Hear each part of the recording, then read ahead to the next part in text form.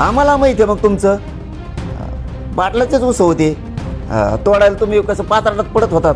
काही काही तर माझ्या पार आईबापापर्यंत यायले. ठीक आहे, आपली वैचारिक लढाई होतो, आईबापापर्यंत येणार तुम्ही. आम्हाला माहिती आहे मग तुमचं बाटलाचेच उसं होते तोडायला तुम्ही कसं पात्राटात पडत होतात. आम्ही त्या भाषेत काढणार आहेत, 100% काढणार आहे. आता त्याच भाषेत 5-6 जण उभा करून आणि ती वच वच वच वच बुळबुळ बोलते. त्यांना वाटतं आम्हाला बोलताच येत नाही. अरे आपल्या डायरीतले डेंजर शब्द आहेत, इतके भयान काढील. त्याला जातीशी कोणी तोलायचं नाही. SP पासून पुन्हा ही आधीच केली मी अधिकृत, पुन्हा एकदा SP-कडे करणार, स्थानिक पोलीस स्टेशनला करणार, स्थानिकला पण दोनही कमिशनरला करणार. मी मुख्यमंत्री गृहमंत्री यांनासुद्धा करणार ही तक्रार. मी जे त्याच्यात विभाग येत आहेत आणि कोर्टातून सुद्धा आणि पूर्ण ताकदीनं हे लावणार. त्याचे नार्कोटिक्स कसं काय होत नाही माझी पण ती मी आता बघणार. लोकांच्या लेकराला पुढं घालतो आणि त्यांना मरू घालतो पैशाच्या जेवावर तू. आणि तोच लोक कोणचा PA येतो हा कोणचा प्रवक्ता आहे हे सोबत हिंडत येत. कशा माहित्या पुरवित येत, कशा खोट्या बातम्या मग त्या यूट्यूबला दाखवल्या जात्यात. कोण कोण भेटतं संभाजीनगरला, मंत्रालयात कोण कोण भेटतं, खाऊ गल्लीत कोण भेटतं, पुण्यात कोण भेटतंय, हे सुद्धा यांनी शिकून म्हणजे ब्रेन वॉश केले. आणि ब्रेन वॉश करून आरोप करायला लावायचे आणि त्यांच्या हातातून वाईट कृत्य करून घ्यायचं. हे काम बीडपासून लातूरपासून हे सगळेजण करून घेत आहेत वाईट काम हातातून. मग करून घेणारे सुद्धा हे सहआरोपी झाले पाहिजेत ना.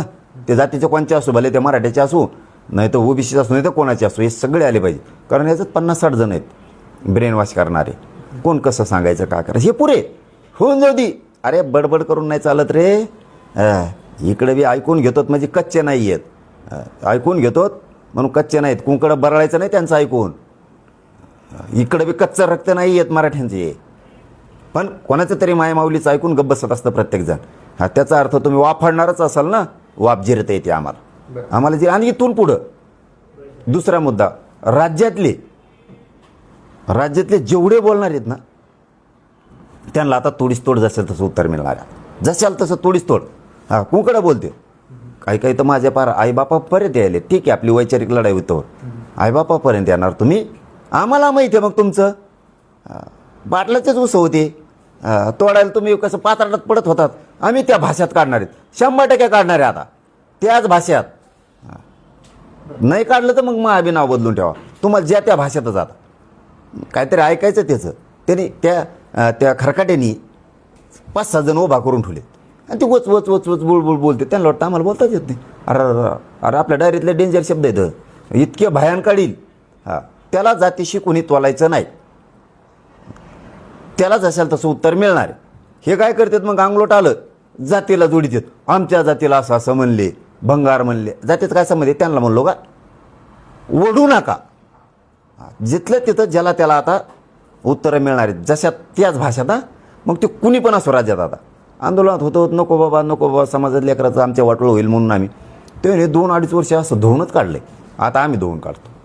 बरं, पण तुमच्या आंदोलनात टीका होते, सरकार लाचार होताना पाहिजे, माकडाप्रमाणे विखे पाटील उड्या मारता नाही पाहिजे आणि केलेलं पाप धुण्यासाठी प्रसाद लाड जरांगीकडे गेले असं लक्ष्मण हाके यांनी म्हटलं. ते माकडावर उड्या हाणते तर तुम्ही माकडीन व्हा त्यांच्या पुढं. काय त्याला एवढं बरोबरी करायची. ते माकडावून विखे पाटील उड्या हाणते तर आपण माकडीन व्हायचं, त्यांच्या पुढे जाऊन उड्या आणायचं. झालं. एकदा शेपूट जरी हालिलं तरी माकड बरोबर काम करतो. सरकार अस्थिर करण्यासाठी, मुख्यमंत्र्यांची खुर्ची अस्थिर करण्यासाठी हे सगळं चालू आहे. ते म्हणतात सरकार अस्थिर करण्यासाठी. आणखीन एकदा सांगतो बाबा, मी याच्यावर बोलत नाही, मी त्याची दखल घेत नाही. मी कोणाची दखल घेत नाही. पण बाबा स्वतःच्या जातीसाठी लढाव, गरिबांच्या लेकरांचं लय वाटलं होतं धनगराचे. हेच काम आधीच केलं असतं, आमच्या काही विरोधात करीत नव्हती उडी उद्रीत बसून. हेच ST आरक्षणासाठी केलं असतं तर आत्तापर्यंत कल्याण झालं असतं त्या लेकराचं. करेनात का आमच्या विरोधात. मी 1.5 वर्षापूर्वीच एक गोष्ट सांगितली होती, तुमच्याकडे सगळा रेकॉर्ड आहे त्याचा, की कोणाचं ऐकून आपण शिव बोलूया, विनाकारण नाराजा पसरून देऊ नका.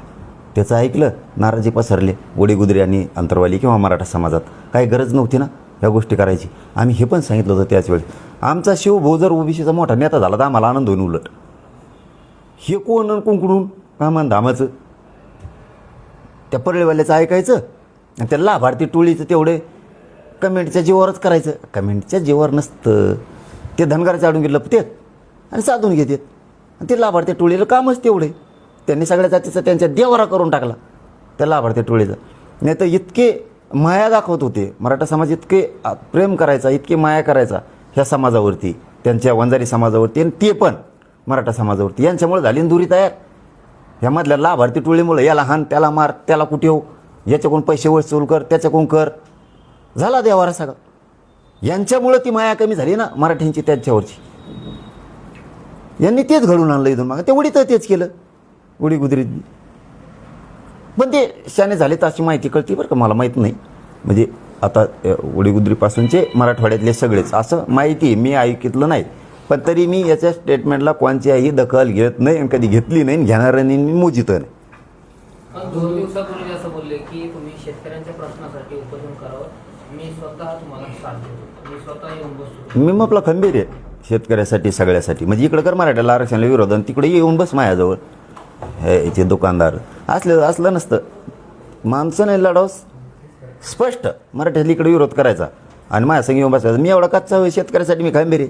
तू तिकडेच बस परळीवाल्याचं ऐकून तो चलून दे. 3 दिवसांचा वेळ तुम्ही वाढवून परळीवाल्याचं ऐकून मराठ्याचं वाटोळ कर, ओबीसीत मराठ्याचं वाटोळ कर आणि धनगराचं वाटोळ कर, चलून दे तो त्याचं ऐकून. तुमच्या मागण्याबाबत तुम्ही अजून 3 दिवसांचा वेळ वाढवून घेतला आहे काय एकंदरीत प्रकरण? नाही, मला वाटतं मंगळवारपासून पूर्ण कामाला ते मागण्याला चालना देणार. तसे त्यांचे शब्द आहेत आणि ड्राफ्ट पण आहे आणि त्याच्या सूचना पण आता मंगळवारपासून निघणार आहेत. ते ड्राफ्ट आपल्याकडे येईल ना आता मंगळवारी आपल्याकडे ड्राफ्ट येणार. मी तुम्हाला सगळ्याला दाखवणार, ते इथंच दाखवतो. कारण आता लय ऊन लागल्यामुळं त्याच्यामुळं डॉक्टर म्हणते ते काय कोण झाले, ह्याला लय काय झाले कोणाला माहीत, काय कोण झालं म्हणतात. त्यामुळे 1-2 दिवस आता आराम करावंच लागणार. ते आलेला ड्राफ्ट मी दाखवतो ना, तुमच्यासमोर होणार फाईट, तुमच्यासमोर फाईट होणार.